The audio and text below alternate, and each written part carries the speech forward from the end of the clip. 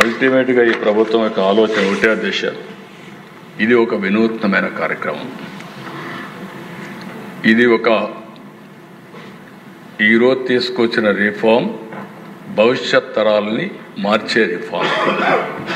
ఇవన్నీ కానీ దీంతో సమానంగా ఇంకో కొన్ని రిఫార్మ్స్ మనం తెచ్చుకోగలిగితే 2047కి భారతదేశం నెంబర్ 1 దేశంగా తయారవుతుంది. అతిపెద్ద ఆర్థిక వ్యవస్థగా తయారవుతుంది. దాంట్లో అనుమానం లేదు.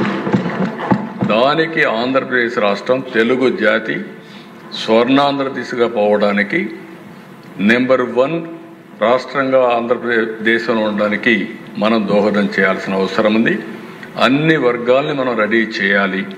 అన్ని వర్గాల్లో చైతన్యం తీసుకురావాలి. ఈ జిఎస్టీ సూపర్ జిఎస్టీ ఏదైతే ఉందో సేవింగ్సే కాదు, వినూత్నమైన ఆలోచనలు మొదలు కావాలి. సేవింగ్స్ వచ్చిన తర్వాత ఆ సేవింగ్స్ పెట్టుబడి కింద పెట్టి ప్రతి ఒక్క ఇంటికి నేను ఒకటే కోరాను, 1 ఫ్యామిలీ 1 ఆంటర్‌ప్రెన్యూర్. ఇది సాధ్యం. అది నిరూపించడానికి ఈ సూపర్ జిఎస్టీ పనిచేస్తుంది.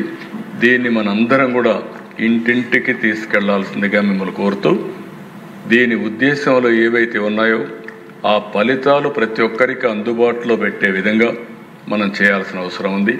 దాన్ని సహకరించవలసిందిగా మరొక్కసారి మిమ్మల్ని అందరినీ